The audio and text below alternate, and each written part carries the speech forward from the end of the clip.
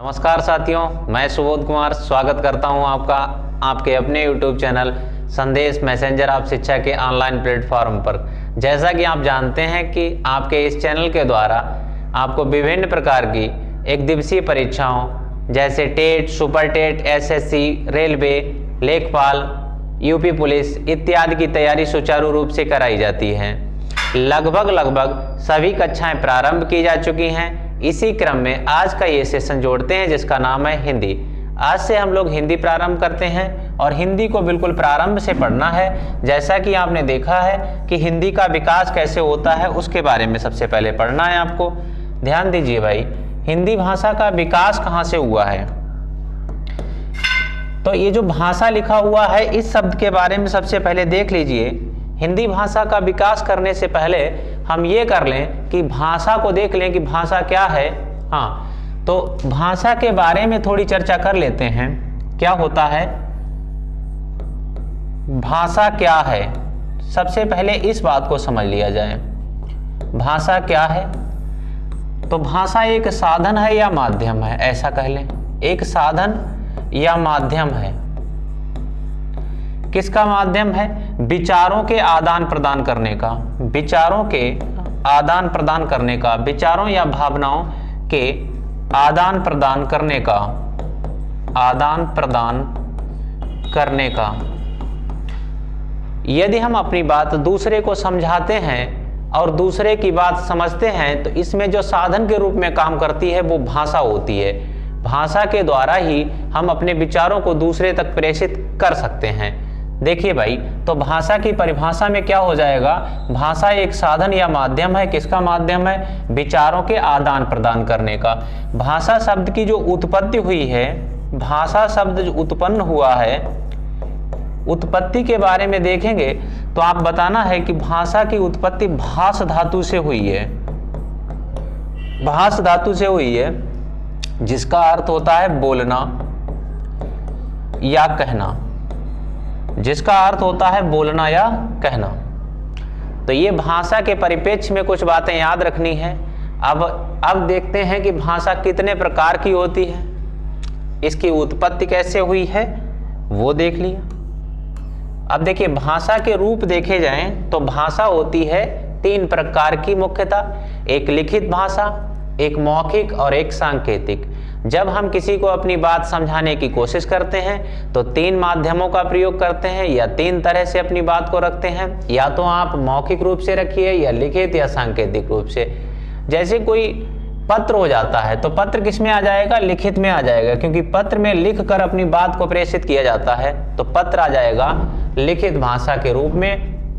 देखिए, इसमें लिख कर चीजों को बताया जाता है और मौखिक में बोल कर बताया जाता है और सांकेतिक में संकेत के द्वारा। जैसे आप कहीं जाते हैं, मान लो अस्पताल गए आप, और अस्पताल में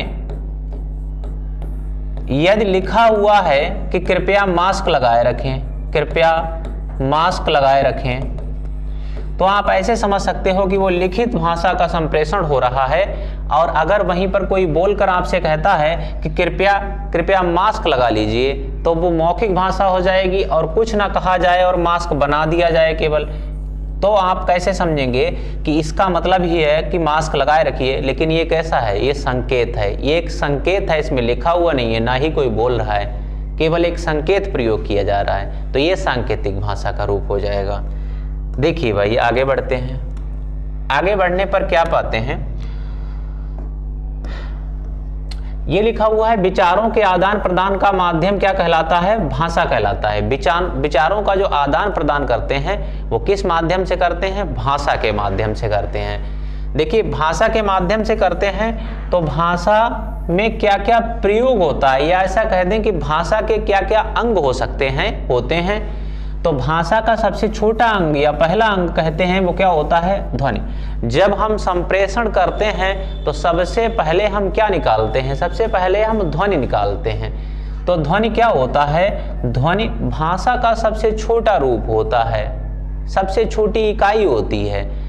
तो आप कहेंगे कि ध्वनि किसे कहते हैं? ध्वनि किसे कहते हैं? तब आप क्या कहेंगे? ध्वनि जो है भाषा का सबसे छोटा रूप है। ध्वनि का ही लिखित रूप क्या कहलाता है? वर्ण या अक्षर कहलाता है। ध्वनि का लिखित रूप, ध्वनि का लिखित रूप क्या कहलाता है? वर्ण या अक्षर कहलाता है। जब किसी ध्वनि को लिख दिया जाता है तो वो इसे वर्ण या अक्षर कहते हैं। और यहीं पर याद बात कर लो कि लिपि किसे कहते हैं। तो वर्ण या अक्षर लिखने के लिए जो चिन्ह प्रयुक्त करते हैं, जिन चिन्हों का या जिन प्रतीकों का प्रयोग करते हैं, उन्हें क्या कहा जाता है? उन्हें क्या कहा जाता है? लिपि कहा जाता है। ध्वनि या अक्षरों को लिखने के लिए जिन प्रतीकों या चिन्हों का प्रयोग किया जाता है उन्हें लिपि कहा जाता है। समझ में आ रहा है भाई? शब्द किसे कहते हैं? शब्द होता है वर्णों का सार्थक समूह, वर्णों का सार्थक समूह, सार्थक समूह। ये सार्थक वाली बात जरूर याद रखें, खाली वर्णों का समूह नहीं कह सकते हैं, क्योंकि यहां पर देख लीजिए जैसे का, मा और ला, 3 अक्षर दे दिए जाएं और इनसे कहा जाए कि आप कोई शब्द बनाइए, तो आप क्या सोच सकते हैं कि एक तो का और मा और ला जोड़ देंगे, और एक मा का और ला जोड़ देंगे, और एक ला मा और का जोड़ देंगे, और एक का और ला और मा जोड़ देंगे। आपने ऐसे जोड़ जोड़ के लिख दिया, तब आप ऐसा नहीं कह सकते कि आपने 4 शब्द बनाए हैं, लेकिन हाँ आप ये कह सकते हैं कि आपने 2 शब्द बनाए हैं। कौन कौन से? एक कमल होता है, एक कलम होता है। ये कोई शब्द नहीं रहेगा, ये कोई शब्द नहीं रहेगा, क्योंकि ये सार्थक नहीं है। इतनी बात समझ में आई आपको? आगे चलते हैं। आगे भाई देखेंगे कि पद किसे कहते हैं। पद किसे कहा जाता है वो देख लीजिए आप। तो शब्द और पद में क्या अंतर होता है, इस बात को सबसे पहले समझें भाई। शब्द और पद में क्या अंतर होता है? देखिए, शब्द और पद में एक छोटा सा अंतर पाया जाता है, और वो अंतर क्या है? जैसे कहीं लिखा हुआ है खाता और कहीं राम लिखा हुआ है, कहीं आम लिखा हुआ है। ये जो अलग अलग लिखे हैं इनको हम शब्द कहेंगे, इनको कहा जाएगा शब्द हैं ये। लेकिन जब इनको वाक्य में पिरो दिया जाएगा, जब इनको वाक्य में प्रयोग कर दिया जाएगा, तब वो पद कहलाएंगे। जैसे हमने लिख दिया राम आम खाता है, राम आम खाता है, तो राम क्या हो जाएगा? राम एक पद हो जाएगा। राम क्या हो जाएगा? एक पद हो जाएगा। समझ में आया कि शब्द और पद में क्या अंतर है? फिर वाक्य किसे कहते हैं?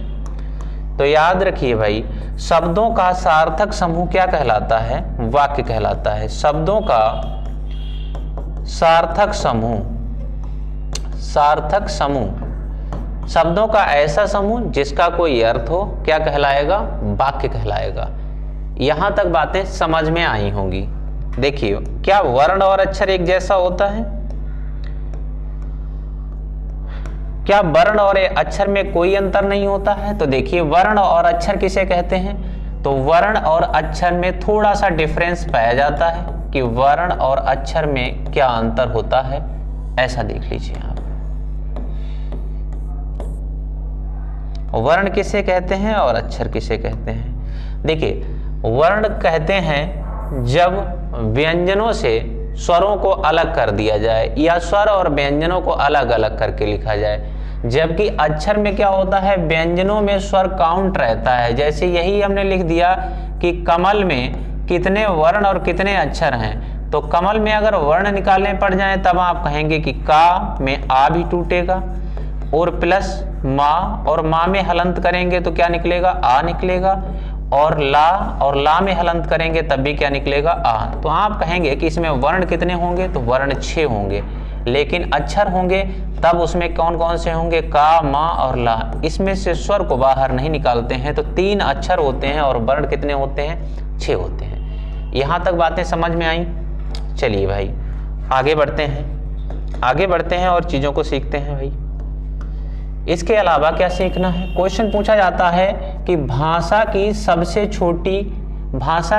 छोटी मौखिक इकाई बताइए। तो भाषा की सबसे छोटी मौखिक इकाई कौन सी होती है? मौखिक इकाई कौन सी होती है? ध्वनि होती है।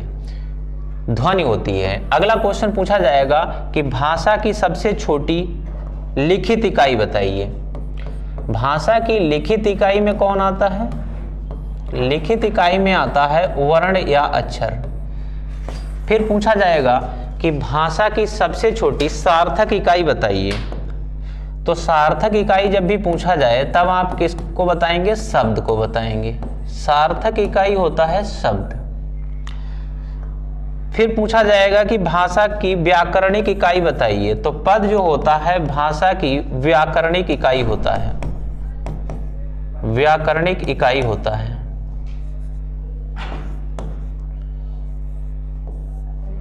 व्याकरणिक इकाई होता है कौन? पद। वाक्य के बारे में पूछा जाए, वाक्य भाषा की पूर्ण इकाई होता है। वाक्य जो होता है वो भाषा की पूर्ण इकाई होता है। अनुवत क्या होता है? अनुवत होता है, ऐसे समझें जैसे पैराग्राफ लिखे होते हैं वो अनुवत कह सकते हैं। पैराग्राफ का मतलब है कि लाइनों का, यानी जो लाइनें लिखी होंगी उनका समूह क्या कहलाएगा? उनका समूह कहलाएगा आपका अनुवत कहलाएगा। ये बातें समझ में आ रही होंगी भाई, उम्मीद करते हैं इतनी बातें समझ में आई होंगी। अब क्या है देखो, अब हिंदी के बारे में कुछ फैक्चुअल बातें पूछी जाती हैं। हिंदी किस परिवार की भाषा है? तो हिंदी भारोपीय परिवार की भाषा है। भारोपीय क्यों? क्योंकि भारत और प्लस यूरोपीय, भारत प्लस यूरोपीय, यूरोपीय। आप ऐसे समझिए कि शुरुआत में भाषा बनी तो कुछ भाषाएं आपस में मेल कर रही थी। भारत की भाषा यूरोप की भाषा से मेल कर रही थी, कुछ हद तक मैच कर रही थी। तो भारत और यूरोप को एक ही वर्ग समूह में रख दिया गया, जिसका एक परिवार बना दिया गया, उसे कहते हैं भारोपीय परिवार। लगभग 10 से 12 परिवार हैं। जैसे द्रविड़ परिवार होता है, द्रविड़ परिवार में कौन कौन सी भाषाएं आती हैं? जैसे तमिल, तेलुगु वगैरह कहाँ की हैं? द्रविड़ परिवार की भाषाएं हैं। वैसे ही हिंदी किस परिवार की भाषा है? भारोपीय परिवार की भाषा है। तो ये भाषा परिवार समझ में आया, ठीक है। हिंदी फारसी शब्द है। हिंदी किसकी देन है? ईरानियों की देन है। हिंदी की उत्पत्ति सौर सेनी अपभ्रंश से हुई है। हिंदी की आदि जननी संस्कृत है। तो देखिए फारसी शब्द क्यों है और क्यों ईरानियों की देन है? तो याद करो भाई कि यहाँ पर सिंधु नदी बहती है, सिंधु नदी बहती है, और इधर फारस के लोग रहते हैं। फारस के कौन लोग? ईरानी लोग। यहाँ पर भारतीय लोग रहते हैं। तो ये फारस के लोग भारतीय के लोगों को सिंधु नदी के पास के क्षेत्र में रहने के कारण सिंधुवासी यानी सिंधु कहना चाहते थे, लेकिन सा इनकी डिक्शनरी में या सा इनकी भाषा में नहीं है। लेकिन सा की जगह ये लोग किसका प्रयोग करते हैं? हा का। इसीलिए सिंधु ना कहकर इन्होंने हिंद नाम दिया। और हिंद से क्या बना? हिंद से हिंदू बना। हिंदू से क्या बना? हिंद बना। और हिंद से क्या बना? हिंदी बना। हिंद से किसका निर्माण हुआ? हिंदी का निर्माण हुआ। तो ये किसकी देन है? फारस यानी ईरान के लोगों की देन है। इतनी बातें समझ में आई आप लोगों को? ठीक है, आगे बढ़ते हैं भाई। कि हिंदी का विकास किस क्रम में हुआ है? सबसे पहले क्या, उसके बाद क्या, और उसके बाद क्या? सबसे पहले क्या आता है? संस्कृत। तो हिंदी की आदि जननी भी किसे कहा जाता है? संस्कृत को कहा जाता है। आप ऐसा लिख सकते हैं कि हिंदी की आदि जननी किसे कहते हैं? हिंदी की आदि जननी किसे कहते हैं? तो अभी आप बता पाएंगे कि हिंदी की आदि जननी संस्कृत को कहते हैं। संस्कृत कितने प्रकार की होती है? तो संस्कृत 2 प्रकार की। एक जो पहले वेदों में थी उसको कहते हैं वैदिक संस्कृत। वैदिक संस्कृत। वैदिक संस्कृत का जो कालक्रम था वो कालक्रम 1500 से 1000 ईसा पूर्व, 1500 ईसा पूर्व से 1000 ईसा पूर्व तक था। इसके बाद आती है लौकिक संस्कृत। लौकिक संस्कृत का कालक्रम क्या रहेगा? इसका कालक्रम रहता है 1000 ईसा पूर्व से 500 ईसा पूर्व तक, ईसा पूर्व तक। इसके बाद बात करें पाली की, तो पाली का ज्यादातर प्रचार प्रसार किसने किया है? बौद्ध लोगों ने किया है। तो इसका कालक्रम क्या रहेगा? 500 ईसा पूर्व से 1 ईस्वी तक इसका कालक्रम रहता है। प्राकृत की बात करें तो प्राकृत का ज्यादातर प्रचार प्रसार किसने किया है? जैन लोगों ने किया है। जैन लोगों ने किया है। इनका कालक्रम रहा था 1 ईस्वी से 500 ईस्वी तक इनका कालक्रम रहा था। इसके बाद अपभ्रंश आता है और अपभ्रंश का कालक्रम रहता है 500 ईस्वी से 1000 ईस्वी तक। इतनी बातें कालक्रम के विभाजन के संदर्भ में आप लोग समझ पाए होंगे। इतनी बातें कालक्रम के विभाजन के संदर्भ में आप लोग समझ पाए होंगे। अपभ्रंश से रिलेटेड कुछ फैक्ट हैं जिनको याद रखना है। अपभ्रंश का वाल्मीकि किसे कहा जाता है? अपभ्रंश का वाल्मीकि किसे कहा जाता है? तो अपभ्रंश का वाल्मीकि कहा जाता है स्वयंभू को। स्वयंभू की एक रचना है महत्वपूर्ण, पौमचर्यू इनकी महत्वपूर्ण रचना है जिसके बारे में याद रखना है। और अपभ्रंश का अर्थ होता है पथ से भटका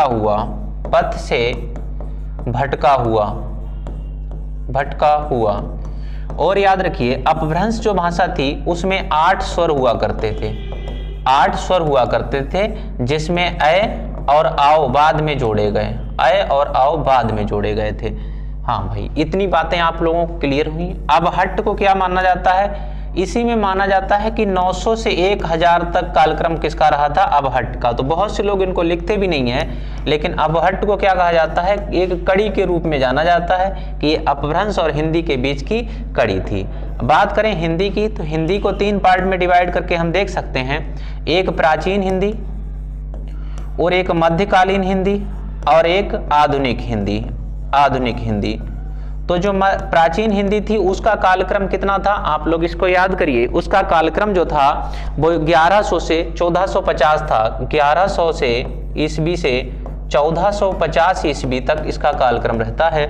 और इसका कालक्रम यानी मध्यकालीन का कितना रहता है? 1450 से 1850 लिखेंगे। और आधुनिक वाले का 1850 से अब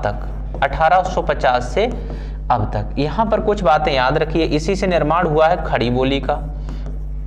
खड़ी बोली का अन्य नाम क्या है? तो आप कहेंगे कि कौरवी है। क्या है? कौरवी। खड़ी बोली को अन्य किस नाम से जाना जाता है? कौरवी। ये कौरवी उत्पन्न हुई किस अपभ्रंश से हुई है? ये सौरसेनी अपभ्रंश से हुई है। सौरसेनी अपभ्रंश से इसका निर्माण हुआ है। आप इतनी बातों को समझ पाए होंगे बहुत ही बेहतरीन तरीके से कि हिंदी का जो विकास हुआ है वो किस क्रम में हुआ है, किस काल क्रम में हुआ है। खड़ी बोली के संदर्भ में 2 बातें और याद रखिए। इसका जो प्रथम महाकाव्य था उस महाकाव्य का क्या नाम था? उसका नाम था प्रिय प्रवास। क्या नाम था? प्रिय प्रवास नाम था। खड़ी बोली का प्रथम महाकाव्य कौन सा है? प्रिय प्रवास। प्रिय प्रवास को किसने लिखा है? तो हरिऔध ने लिखा है। ये बातें भी महत्वपूर्ण हैं। इतनी बातें आपको समझ में आई हो तो इसके आगे चलते हैं। 2 बातें खड़ी बोली के संदर्भ में और याद रखना है भाई। देख लो, मैं यहाँ पे बता देता हूँ। खड़ी बोली के परिप्रेक्ष्य में 2 बातें और क्या हैं कि खड़ी बोली का प्रथम कवि कौन था? खड़ी बोली का प्रथम कवि कौन था? प्रथम कवि हैं अमीर खुसरो। अमीर खुसरो को खड़ी बोली का प्रथम कवि कहा जाता है। खड़ी बोली का प्रथम कवि किसे कहा जाता है? अमीर खुसरो को कहा जाता है। इतनी बातें आपको क्लियर हुई? चलिए भाई आगे बढ़ते हैं। यहीं पर एक क्वेश्चन और देख लीजिए भाई। यहीं पर एक क्वेश्चन और देख लेंगे और वो क्वेश्चन क्या है देखिए भाई। चलिए आगे बढ़ते हैं थोड़ा। आकृति मूलक के आधार पर हिंदी किस प्रकार की भाषा है? तो याद रखो भाई, आकृति मूलक के आधार पर हिंदी वियोगात्मक श्लिष्ट भाषा है, संस्कृत संयोगात्मक है और अंग्रेजी कैसी है? वियोगात्मक। इन प्रश्नों को याद कर लेंगे क्योंकि ये परीक्षा में बहुत पूछे जाते हैं। विश्व में सर्वाधिक बोले जाने वाली भाषाओं में सबसे नंबर 1 पर कौन सी है? अंग्रेजी। दूसरे पर चीनी को मंदारिन भी कहा जाता है और तीसरे पर हिंदी है। ठीक है, हिंदी तीसरे नंबर पर है। ये बात आप बखूबी याद कर लें कि हिंदी कौन से नंबर पर है? विश्व में 3rd नंबर पर है जो सबसे ज्यादा बोली जाती है। भारत के परिप्रेक्ष्य में सबसे ज्यादा कौन सी बोली जाती है, सबसे कम, सबसे कम। तो इस बात को हम एक चित्र के माध्यम से आपको समझाते हैं कि भारत का एक चित्र बना लेते हैं और उसमें बताते हैं कि कौन सी सबसे ज्यादा बोली जाती है, उससे कम कौन सी और उससे कम कौन सी। तो देखिए भाई, इसमें जो उत्तर भारत है यानी नंबर 1, यहां पर क्या बोली जाती है, हिंदी। तो याद रखिए हिंदी सबसे ज्यादा बोली जाती है भारत में।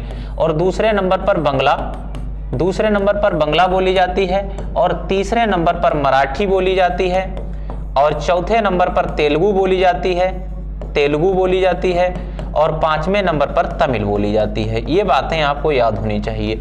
ये भारत के परिप्रेक्ष्य में सबसे ज्यादा कौन सी बोली जाती है, फिर उससे कम, फिर उससे कम, फिर उससे कम। चलिए भाई आगे बढ़ते हैं। आज का ये सेशन यहीं तक रहता है। इसके आगे की बात हम अगले वीडियो में करेंगे। अगर आपको हमारा चैनल अच्छा लगता है और आपको कुछ जानकारियां प्राप्त होती हैं तो आप हमारे चैनल को ज़्यादा से ज़्यादा शेयर करिए, सब्सक्राइब करिए, लाइक करिए और इस परिवार को आगे बढ़ाइए। आपका सपोर्ट ही हमारी ऊर्जा है। धन्यवाद। Thank you.